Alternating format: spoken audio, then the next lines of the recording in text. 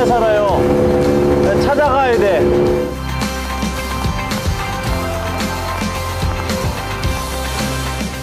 저 깊은 산 속에 교회 하나 세우는 것이 어떤 의미인가? 성탄스몰 나쁘났던매. 나의 목표는 다음번에 이 마을을 방문할 수 있는 허락만 받아요. 부족 사람이 복음을 전할 마지막 사람이고 그 사람이 복음을 전하면 예수님 오신다. 그래서 산을 계속 올라갑니다. 고 미션 고! 고 미션 고! 고 미션 고! 할렐루야. 오늘 이렇게 한인교회 와서 말씀을 전하게 돼서 하나님께 무지 영광이고요. 그 다음에 또 영상으로 예배를 들으시는 모든 분들에게도 동일한 은혜가 있기를 축복합니다. 저는 선교사 원천이입니다. 오늘 이렇게 하나님의 때에 맞추어서 11월 첫 번째 주일을 교회에서 같이 예배 드릴 수 있게 돼서 감사와 영광을 드리고 또 설교할 수 있는 기회를 주신 목사님과 당에 맡은 모든 교인들에게도 주의 이름으로 감사의 말씀을 드립니다. 저희 가정은 하늘의교회에서 2007년 11월에 바누아투 산토섬에 파송을 받아서 지금까지 사역을 하고 있습니다. 바누아투는 솔로몬과 피지 사이에 있는 조그만 나라이고요. 지금 인구 한 30만에 어느 한 110개 정도가 있습니다. 산토섬에 있는 그 종족에게 산속에 있는 부족들에게 지금 바누아투 선교사들과 함께 같이 복음을 전하고 있으면서 그쪽에 이제 학교, 보건소, 유치원, 또 교회를 그렇게 운영하고 있습니다. 이번에 3월에 코로나 바이러스로 인해 가지고 잠시 비자를 받으러 나왔다가 아직까지 국경이 안 열리는 관계로 인해서 또 하나님의 은혜로 인해서 오늘 이렇게 여러분과 같이 말씀을 나눌 수 있는 기회가 됨을 감사의 말씀을 드립니다. 지도에 보시는 것처럼 저희 가족이 선교 갈 때 2007년도 첫째가 10살이었고 둘째가 6살이었습니다. 그때 모습이고요. 다음 사진을 보겠습니다. 다음 화면을 보시면은 저희가 같이 산토섬 지도인데 그 점으로 찍혀 있는 노란색이 저희가 선교하는 지역이고 그 나와 있는 사진들이 저랑 같이 사역하는 바누아투 선교사들의 모습입니다. 제가 바누아투를 선교를 나갔지만은 처음에 선교를 시작한 것은 바누아투가 아니었고 인도였습니다. 인도의 묵드라는 지역이었고 그곳에 가서 고아원에서 또 마을을 방문하면서 복음을 전했습니다. 1907년도에 평양 대부흥이 있었습니다. 하지만 인도에는 그보다 2년 전인 1905년도에 대부흥이 있었던 그런 장소였습니다. 마지막 날 선교 보고를 하고 이제 자리에 앉아서 그 간증을 듣고 있었는데 제 왼쪽 귀에 그런 음성이 들렸습니다. 너의 안전지대를 떠나라는 음성이 들려왔고 저는 옆을 쳐다보았지만은 저에게 말한 분은 한 분도 없었습니다. 그리고 조금 있다가 또 음성이 들려왔습니다. 그 다음날 시내에 나가서 둘러보고 있었는데 두 번째 음성이 들려왔습니다. 그때는 저에게 뭐라 했냐면 Commit your life to me 하면서 너의 삶을 나에게 드려라라는 음성을 들었습니다. 두 번째 듣게 되니까 좀 익숙해서 하나님인 줄 알고 제가 이런 질문을 했습니다. 하나님, 제가 지금 목사로 사역하고 있고 제 삶을 드렸다고 하는데 혹시 하나님 모르고 계신 거 아닙니까? 이렇게 질문을 드렸습니다. 그리고 나서 적당한 답을 기대했는데 하나님은 답을 안 주시고 세 번째 저에게 음성을 주셨습니다. 그 음성이 너의 삶을 나에게, 너의 삶의 10분의 1을 나에게 주어라, 이 음성이었습니다. 잠언 말씀에 사람이 강건하고 건강하면은 70, 80 얘기를 합니다. 한 7년, 8년이 아니었나 그렇게 생각을 하게 됩니다. 저는 이때 처음으로 하나님의 음성을 사람이 말하는 것처럼 들었습니다. 혹시 여기 그런 거 경험해 보신 분 계십니까? 그 음성을 들었을 때 저의 반응은 기쁨보다는 불안감이었습니다. 저는 설교할 때 하나님의 음성을 듣고 들은 말씀에 순종하세요 얘기했지만은 저는 그러하지를 못했습니다. 91년도에 뉴질랜드에 와서 싱글로 왔습니다. 핸더슨에서 신학 공부하고 결혼하고 교회에서 사역하고 애들은 학교를 잘 다니고 있었기 때문에 그 당시에 안전지대를 떠나서 뉴질랜드에 정착해서 이곳에서 사는 것이 하나님의 은혜라고 생각했습니다. 그리고 2007년도 말에는 다민족 교회를 개척하려고 준비를 세워놨습니다. 하나님의 인도하심으로 믿었는데 하나님은 다시 저에게 떠나라고 하십니다. 여러분의 그런 상황이면 어떻게 반응하시겠습니까? 이민을 오셨습니다. 집을 구입하셨고 차를 구입하셨고 애들은 학교 잘 다니고 있는데 사업도 하시고 계시는데 하나님이 그러합니다. 떠나라고. 쉽게 떠날 수 있으시겠습니까? 저도 어디로 가야 하는지 낯선 곳에서 다시 시작해야 되는 그런 마음의 부담이 있었습니다. 하지만 시간이 지나면서 음성을 믿음으로 받아들이게 되었고 삶의 변화가 오는 선교가 시작이 되었습니다.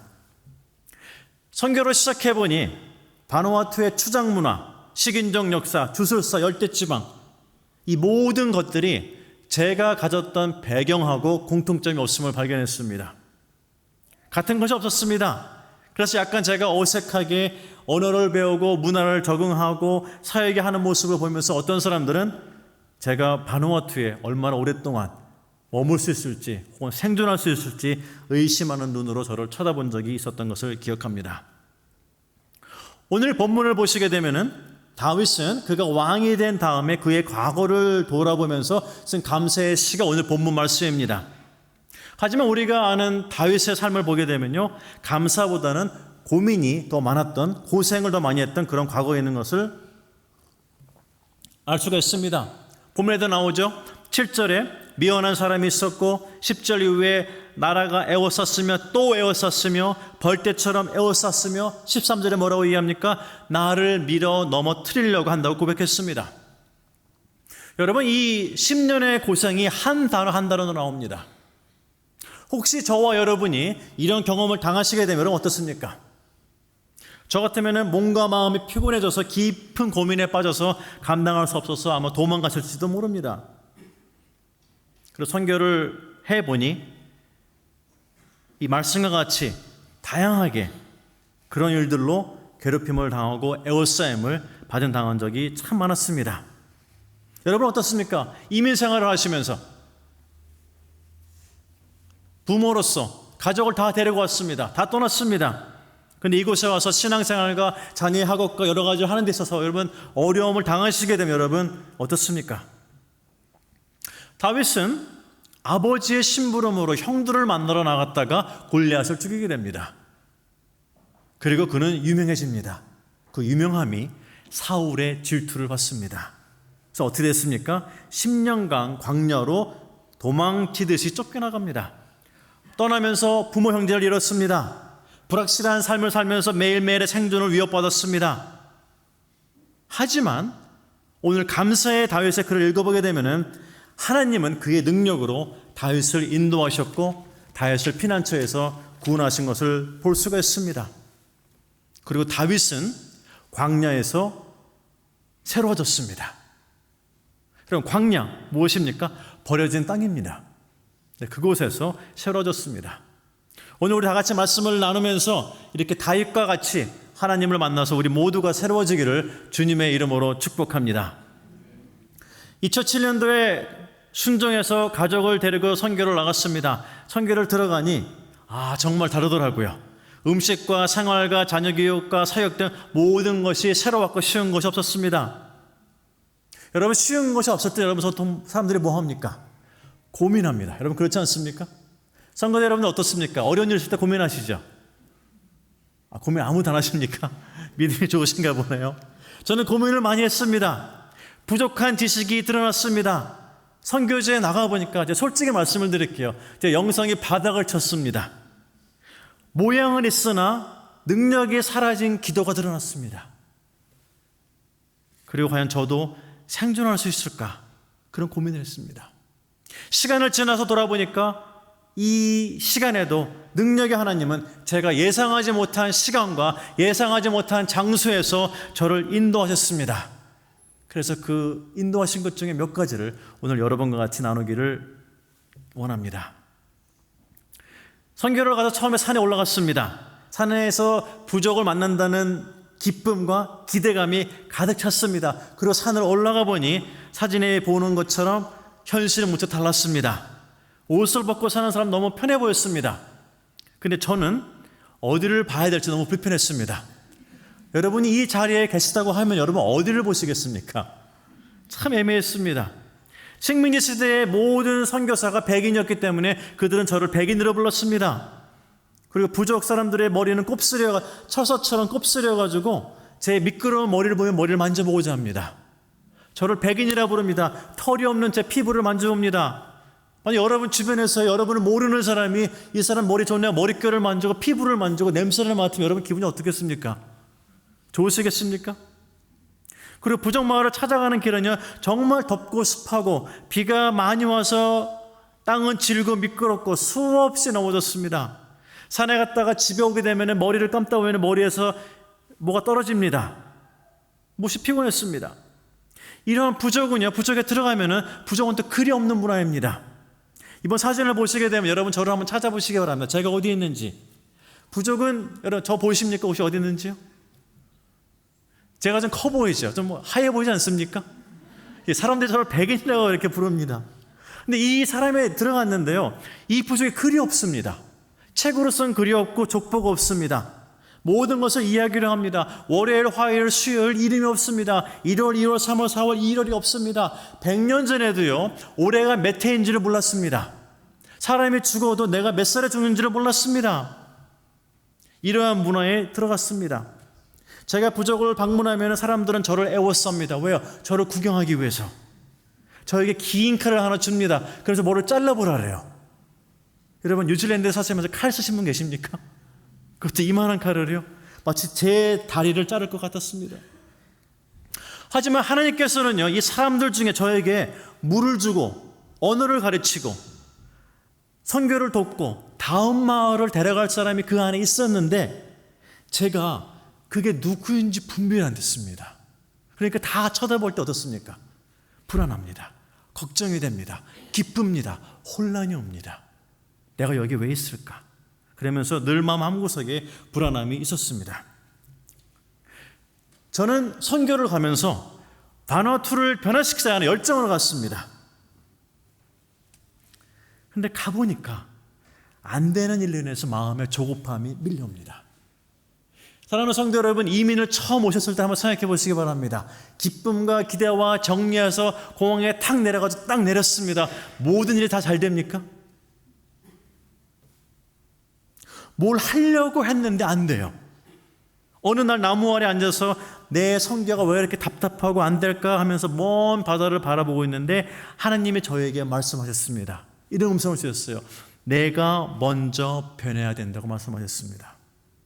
저는 무엇을 하려고 했는데 하나님이 말씀하셨습니다. 제가 먼저 변해야 된다고. 그러면서 저에게 내가 원하는 선교를 하라고 하시면서 믿고 따라야지 그랬습니다. 그러면서 저에게 하시는 말씀이 저에게 해결되지 않고 용서받지 못한 죄가 있는데 그 죄로 인해서 제가 하나님의 뜻을 분별하지 못하고 그래서 제 성교가 엉망진창이 되었다고 하나님은 말씀하셨습니다. 사랑하는 성도 여러분, 이러한 말씀을 여러분이 들으시게 되면 여러분 어떻게 반응하시겠습니까? 기쁜 마음으로 받으시겠습니까? 저는 화가 났습니다. 왜요? 부름에 응답해서 가족을 다 데리고 선교지를 들어갔는데 이제 와서 제가 지은 죄로 인해서 선교가 안 된다는 거예요. 하나님이 만약에 제가 마음에 안 들었으면 저를 안 보내면 됩니다. 다른 분을 보내면 돼요. 아니면 죄를 해결한 다음에 보내면 되는데 저를 보내고 나서 저에게 그러시는 겁니다. 답답했습니다. 저는 정말 제 선교가 제가 지은 죄로 인해서 하나님을 분별하지 못해서 제 죄가 거침돌이 됐다는 것을 생각을 안 해봤습니다. 내 죄가 하나님과의 관계를 방해했는데 이 부분을 심각하게 생각하지 않았어요. 그리고 이 죄가 저를 밀어서 넘어뜨렸는데 그거를 몰랐습니다. 그냥 선교를 가면은 안 돼서 그러면 저는 이렇게 생각합니다. 처음 하는 선교니까, 처음 갔으니까, 배우는 중이니까, 혹은 시간이 지나면 잘 되겠지라는 막연한 세상적인 생각을 가지고 있었습니다. 이렇게 헤매고 있는 저에게 하나님은 사랑하는 아들을 가르치듯이 선교의 시작은 회개라고 저에게 알려주셨습니다. 이때부터 저에게 며칠 된 죄부터 10년이 훨씬 넘은 죄까지 저에게 하나님은 죄를 다시 기억나게 하셨습니다. 주변에 아무도 없어요. 듣는 사람이 없습니다. 보는 사람이 없습니다. 근데 올라오는 죄로 인해 가지고 제 얼굴이 뜨거워집니다. 제가 살짝 죄를 부인하고 모른다고 하면요, 하나님은 사진으로, 그림으로, 음성으로, 메시지로 저에게 전달했습니다. 만약에 제가 그때에 이 말씀을 순종하지 않고 죄를 회개하지 않았다고 하게 되면은 저는 오늘 이 자리에서 바나바투 선교사로서 여러분과 말씀을 나눌 수 있을지 저는 의문이 갑니다. 그리고 회개의 시간은 저에게 많은 변화를 가져왔습니다. 늘 저 중심이었습니다. 하지만 성령을 통해서 하나님의 마음을 조금씩 이해하게 되었습니다. 그리고 그 이해하는 과정에서 하나님은 저를 겸손하게 만드셨습니다. 그리고 조금씩 용감하고 긍정적으로 인내하게 되면서 그리고 새로운 일과 새로운 사람에 대한 두려움이 사라지기 시작했습니다. 선교를 시작하고 나서 사람을 돕고 싶었습니다. 그래서 물어봤습니다. 필요한 게 무엇이냐고. 그들은 비가 많이 오는 나라에서 홍수가 무서워서 건조된 언덕에 집을 짓고 살았습니다. 그래서 빨래를 하기 위해서 마시는 물을 위해서 한참을 걸어간 다음에 물을 가지고 올라와야만 됐습니다. 오늘 사진을 보시게 되면은 저는 그 말을 듣는 순간에 누가 갑자기 제 엉덩이를 밀고 손을 당기면서 제 입을 열었습니다. 그리고 나서 제가 그림에 보인 것처럼 땅을 파고 나무를 박은 다음에 대나무를 돌려서 바나나 잎 사이를 채우고 비닐로 막은 다음에 물을 담으면 물탱크가 됩니다 라고 설명하고 탁 앉았습니다. 제가 앉고 보니 이런 생각이 듭니다. 내가 언제 이거를 본 적이 있었는지, 내가 언제 이거를 배운 적이 있었는지. 근데 저는 제 눈에 보인 거를 설명했습니다. 그리고 나서 조금 시간이 지난 다음에 사람들을 모아가지고 눈에 보인 그대로 물건을 만들기 시작했습니다. 같이 만들었습니다. 땅도 파고 흙도 나르고 밥도 같이 먹고 얘기를 하고 있는데 사람들이 저를 이렇게 보니까 좀 의심이 갑니다. 뭐가 의심이 갈까요? 하기는 하는 것 같은데 좀 어색해요. 그러니까 그 중에 의심이 있는 사람이 저에게 다가옵니다. 이렇게 목사님 뒤에 계신데 다가와서 저에게 묻습니다. 선교사님, 물탱크를 몇 개 만들어 보셨습니까? 이렇게 물어봐요. 제가 뭐라고 할까요? 이게 저 처음입니다. 그랬어요. 그러니까 이분이 이렇게 살짝 의심이 가는 미소를 지으면서 저쪽으로 가더니만 얘기합니다. 그래서 선교사님이 지금 만드는 물탱크가 첫 번째래. 그리고 나서 사람들이 안 하던 질문을 하기 시작합니다. 이렇게 하면 물탱크가 안 만들어질 것 같아요. 그리고 질문 오기 시작하는데 능력의 하나님은 또 제 편이었습니다. 저분이 저에게 질문을 하면요, 저만 보이는 요만한 사진이 제 눈앞에 보입니다. 저는 그 사진을 설명합니다. 그리고 물탱크가 완성이 되어가지고 12,000리터의 물탱크가 완성이 되었습니다. 물탱크를 완성하고 나니까 말씀이 조금 더 이해가 갑니다. 누구였죠? 노아였습니다. 그는 방주를 만들어 본 사람이 아니었습니다. 안 배우고 설계도 없고 경험도 없었습니다. 근데 그가 만든 방주가 새지도 않고 사람의 생명을 구했습니다. 동물의 생명을 구했습니다. 여러분 놀랍지 않습니까? 그러면 방주를 만든 것이 노아의 기술이었습니까? 노아의 돈이었습니까? 노아의 경험이었습니까? 뭐였습니까? 그것은 두려움과 불확실을 뒤로하고 믿음으로 하나님을 순수하게 순종한 그 결과였습니다. 아멘. 하나님은 똑같은 재료를 가지고 물탱크도 배도 다리도 보건소도 집도 그리고 교회도 만드실 수 있는 분입니다. 아멘. 그에게는 불가능이 없으십니다. 아멘. 오히려 저의 짧은 지식과 저의 짧은 경험이 하나님의 능력을 이해하는 데 거침돌이 되었습니다. 오히려 저의 지식이, 저의 경험이 하나님께 순종하는 데 거침돌이 되었습니다. 제가 차라리 몰랐으면 순수하게 따라갔을 텐데 조금 안 지식 때문에 그것이 저를 막았습니다. 다윗도 자신이 할 수 없는 것을 하나님을 보고 14절에 그를 찬양했습니다. 어떻게 찬양했습니까? 나의 능력이라고 찬양했습니다. 여러분, 이 능력의 하나님을 믿으십니까? 이 능력의 하나님께 순종하고 계십니까? 이런 하나님의 능력을 경험하면서 선교에 없었던 변화가 일어나기 시작했습니다. 부족 사람들은 늘 밭에서 일합니다. 흙을 만집니다. 대나무와 칼과 도끼를 만집니다. 그래서 제 손이 너무 깨끗하면 저하고 악수를 안 합니다. 제 옷이 너무 깨끗하면 제 옆에 안 앉으려고 합니다. 그래서 제가 어떻게 하면 될까요? 방법은 간단합니다. 제가 머리를 안 감으면 됩니다. 제 손톱에 때가 끼면 됩니다. 제 몸에서 냄새가 나면 됩니다. 제가 깔끔하지 않고 꼼꼼하지 않으면 사람들이 편해합니다. 하지만 그것이 쉬울까요? 어느 날 저녁 불이 없는 곳에서 들어갔습니다.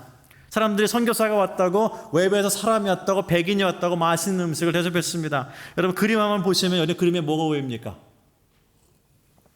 그림을 보시게 되면은 타로하고 이쪽에 보면 박쥐가 보입니다. 이 박쥐가 여러분 코로나 바이러스를 퍼뜨린 그 박쥐입니다.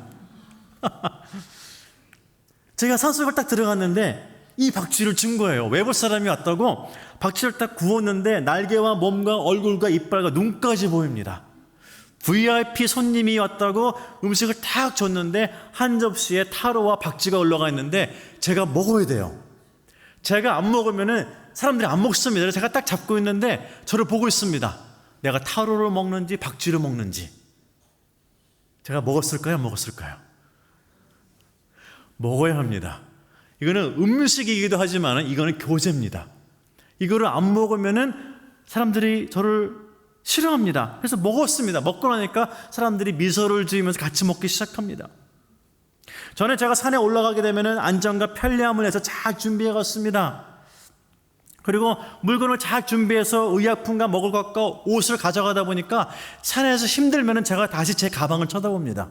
왜요? 아프면 가방에 약이 있고, 아프면 배고프면 가방에 먹을 게 있고, 더우면 갈아입을 옷이 가방에 있었기 때문입니다. 근데 시간이 지나다 보니까 안전지대를 떠나서 선교지대로 들어갔는데 제가 다시 안전지대를 만들고 있습니다. 그래서 성령의 인도하심을 받으면서 배우게 됐습니다. 적게 조금 가지고 가면 좀 불편하지만은 나눔과 교제가 있음을 알게 되었습니다. 그래서 옷 2벌과 간단한 약품만 가지고 올라갔습니다. 하지만 부정마을에 들어가면 여러분 정말 없습니다. 정말 없어요. 그래서 적게 가지고 가면은 불편하고 아주 힘듭니다. 그래서 좋은 것 하나 더, 튼튼한 것 하나 더, 먹을 것 하나 더, 아니 뭐든지 하나 더 있으면은 편리하고 편합니다. 저는 이러한 적응을 해나가면서 장염과 설사, 온갖 통증, 탈수, 말라리아, 피부염증, 몸이 여러 군데 곪아서 부항으로 고름을 참 많이 빼냈습니다. 심지어는 열대지방에서 머리부터 발끝까지 화상을 당한 적이 있었습니다. 이때의 느낌은요, 1000개의 바늘이 저를 찌르는 것 같았습니다. 센세이션이 오는데요, 발끝부터 머리까지 돌아갑니다.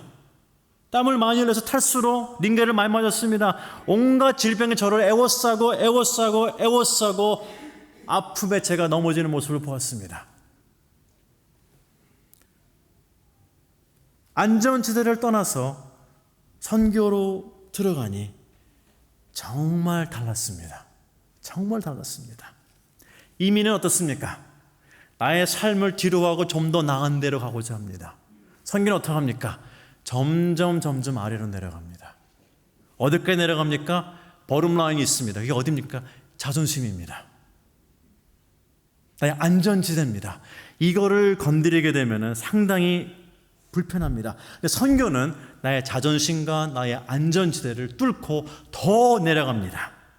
저는 이 당시에 준비가 안 됐던 사람이었습니다. 저는 산속에 들어가서 사람을 만나고자 했습니다. 사람들은 선교사를 싫어합니다. 교회를 세우려고 합니다. 주술사가 반대합니다. 마을에 들어가서 복음을 전파하려고 합니다. 우리를 쫓아냅니다. 근데 저희가 힘들어서 아파서 두 아들이 땀 흘리면서 학교를 다니고 저희가 배고프고 힘들고 하니까 사람들이 마을을 걸어오기 시작합니다. 배고프니까 바나나하고 고구마도 줍니다. 건강할 때는 몰랐는데 연약해지고 불쌍해지고 하는 모습을 그들의 눈에 저희가 보이니까 도와주려고 합니다. 다리가 아파서 3주를 누워 있었던 적이 있었습니다. 사람들의 집으로 찾아와서 기도했습니다. 그때 고민을 많이 했습니다. 바누아투에 있을까 아니면 뉴질랜드로 갈까? 사람들이 찾아왔습니다. 저희 부은 다리를 보았습니다. 화장실도 못 갔습니다. 그들이 저의 손을 잡아주고 저를 위해서 기도했습니다. 그들이 눈물을 흘리면서 기도했습니다. 그러면서 결정했습니다. 뉴질랜드에 안 가도 되는구나. 하나님이 치유하시는구나. 하지만 그 치유하시는 과정은 고통이었습니다.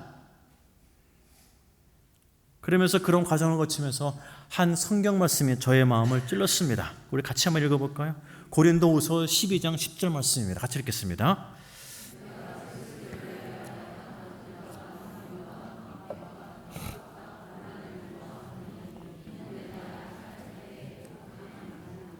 혹시 오늘 예배를 들으시면서 신앙생활 하시면서 혹시 약함을 경험하신 분 계십니까? 육체로 인해서, 마음으로 인해서, 남편과 아내로 인해서, 교회로 인해서.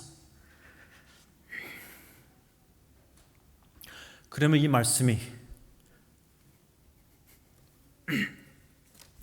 저와 여러분에게 위로와 은혜가 되기를 축복합니다. 약할 때 곧 강함이라 그렇게 말씀했습니다. 제가 바누아투에서 선교하는 것을 자세하게 나누면은 저의 과거를 아시는 분들은 가끔 이런 얘기를 합니다. 왜 그렇게 사세요? 그리고 저를 고생한다고 안 됐다고 얘기를 합니다. 맞습니다. 만약 제 선교가 물질과 집과 돈과 자녀 교육과 좋은 미래를 계획했다고 하면은 선교를 가서는 안 됩니다. 하지만 선교도 세상의 가치관으로 평가받아서는 안 됩니다.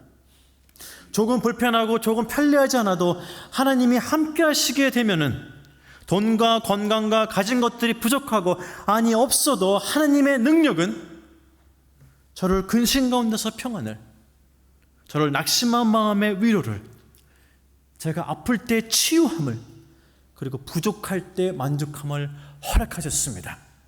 사랑하는 성도 여러분, 이런 하나님을 믿으십니까? 받는 것도 축복이지만 주는 것이 더 축복임을 알게 되었습니다. 부족해서, 없어서, 배고파서, 아파서, 외로워서, 문제가 생겨서 고생을 했지만 그러므로 기도하게 되어서 하나님과 더 가까이 되었습니다. 다윗이 광야를 나갔을 때에 하나님도 있는 것이 아니었고 하나님만 있었습니다. 그래, 하나님만을 찾았습니다. 사랑하는 성도 여러분, 하나님만을 찾으십니까? 아니면 하나님도 찾으십니까? 저는 이러한 하나님을 선교지에 나와서 만나게 되었습니다. 그래서 저희가 조금 불편하고 조금 없어도 이런 하나님을 만날 수 있던 것이 저에게는 큰 축복이었습니다.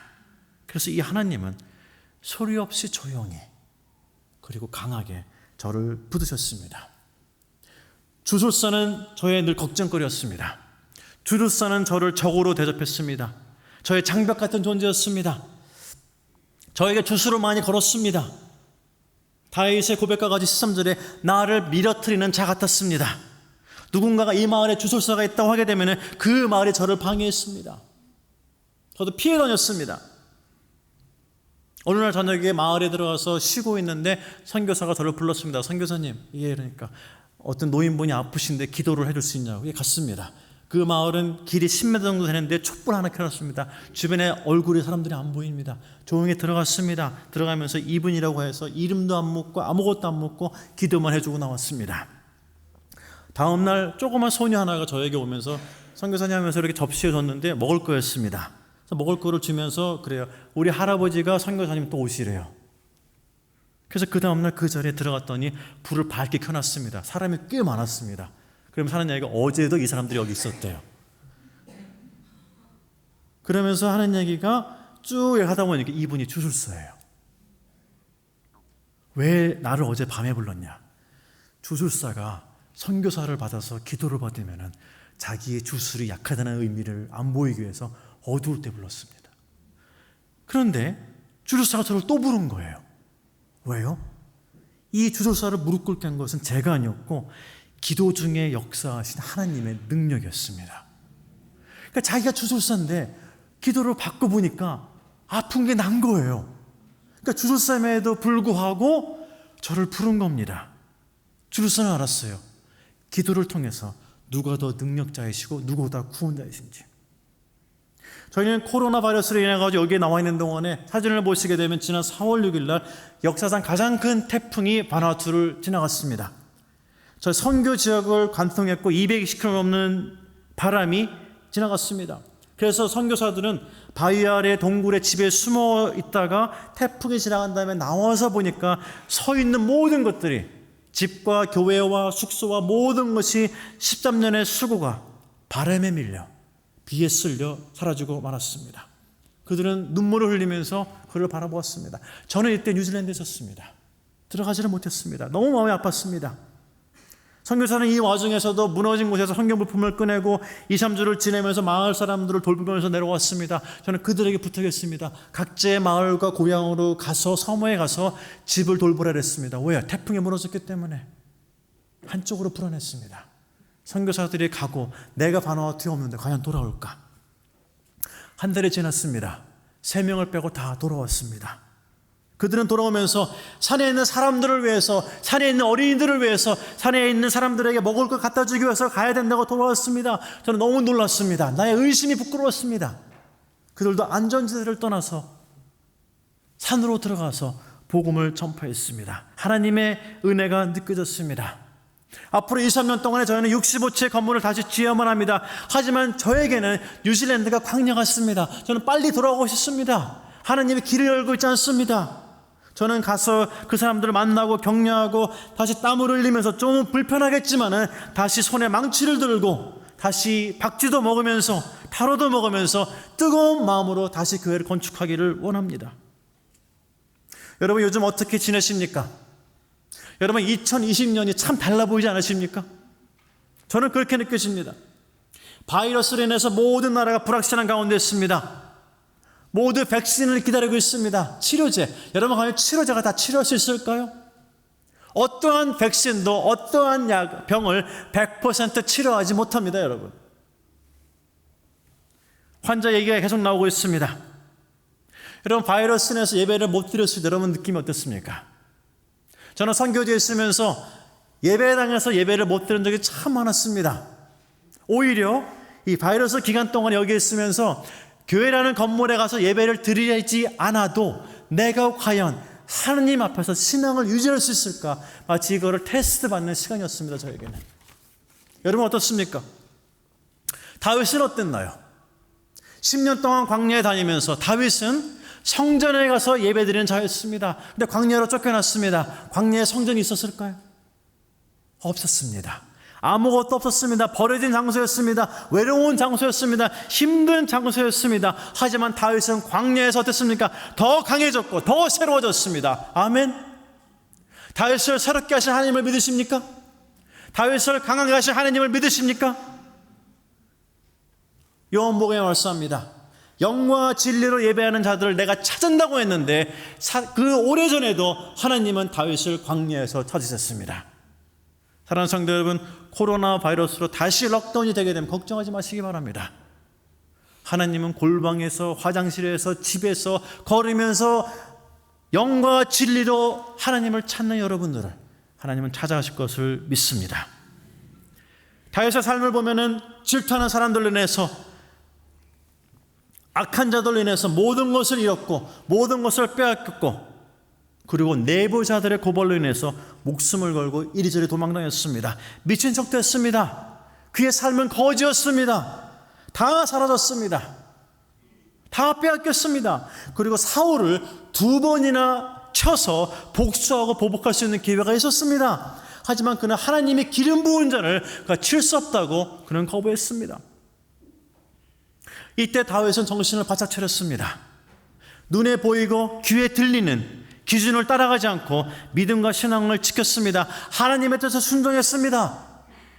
다윗은 하나님의 뜻을, 미래를 몰랐습니다.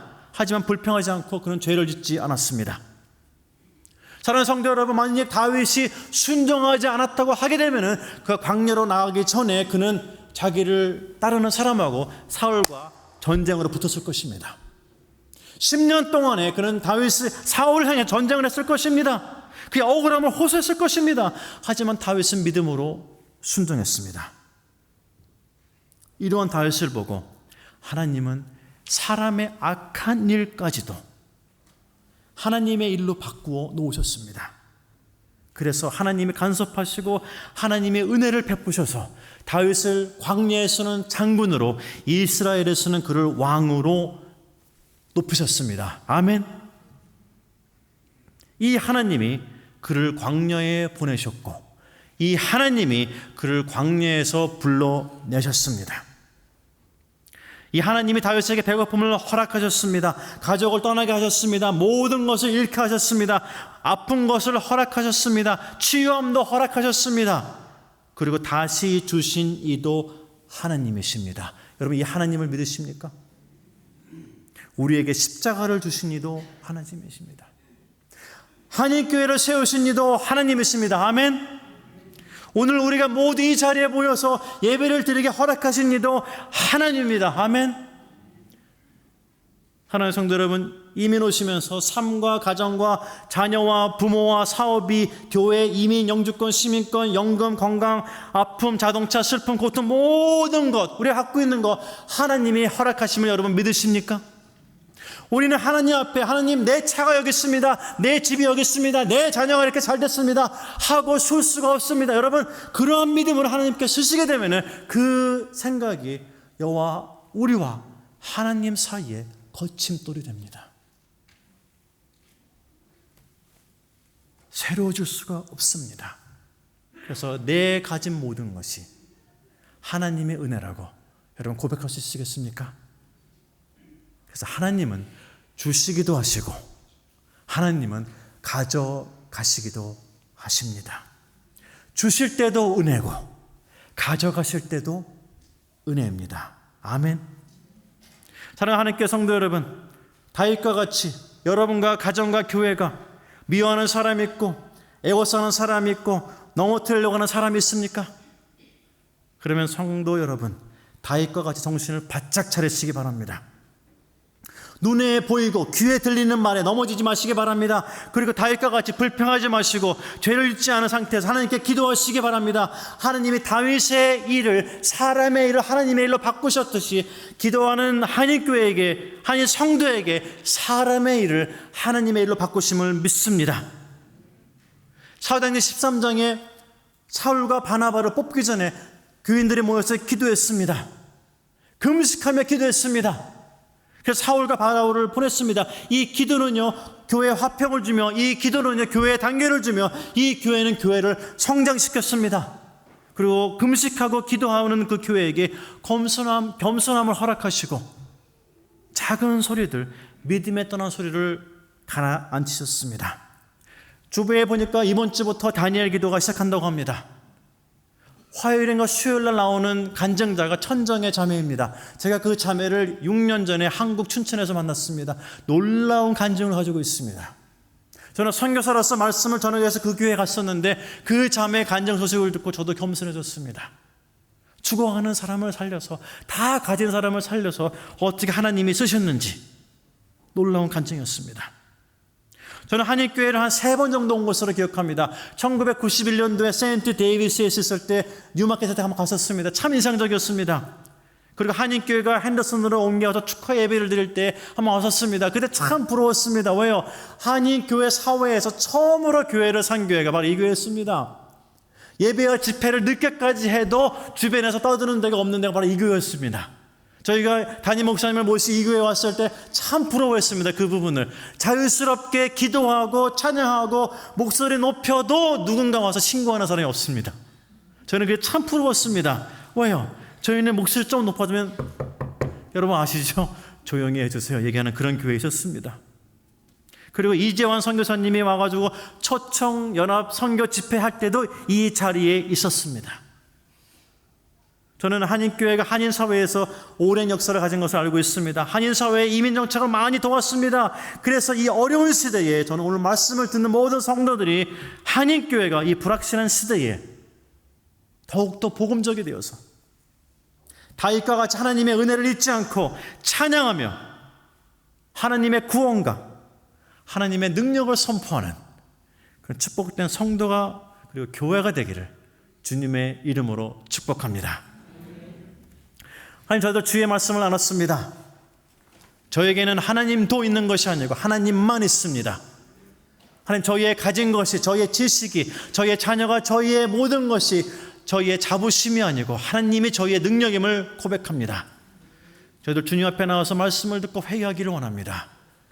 하나님, 예배가 끝나고 문을 나가기 전에 저희가 새로워지기를 원합니다. 하나님, 저희를 사랑하시고 저에게 음성을 주시며 저에게 갈 길을 보실 것을 믿습니다. 선교를 이끄셨듯이 교회를 이끄실 것을 믿습니다. 저에게 말씀을 주셨듯이 모든 성도들에게 말씀을 주실 것을 믿습니다. 하나님, 다니엘의 기도회를 축복합니다. 모인 모든 성도들에게 성령의 충만함을 믿으며 기도할 때 주의 음성을 들으며 걸어나갈 때 새로워지기를 원하오니 하나님, 목사님과 한인교회 모든 것에 축복이 임하기를 원합니다. 오늘도 부족한 저희에게 은혜의 말씀을 주신 것 감사합니다. 오늘 하루도 주의 은혜로 살기를 원합니다. 주님만이 나의 은혜이며 나의 능력임을 고백합니다. 예수님 이름으로 기도드렸습니다.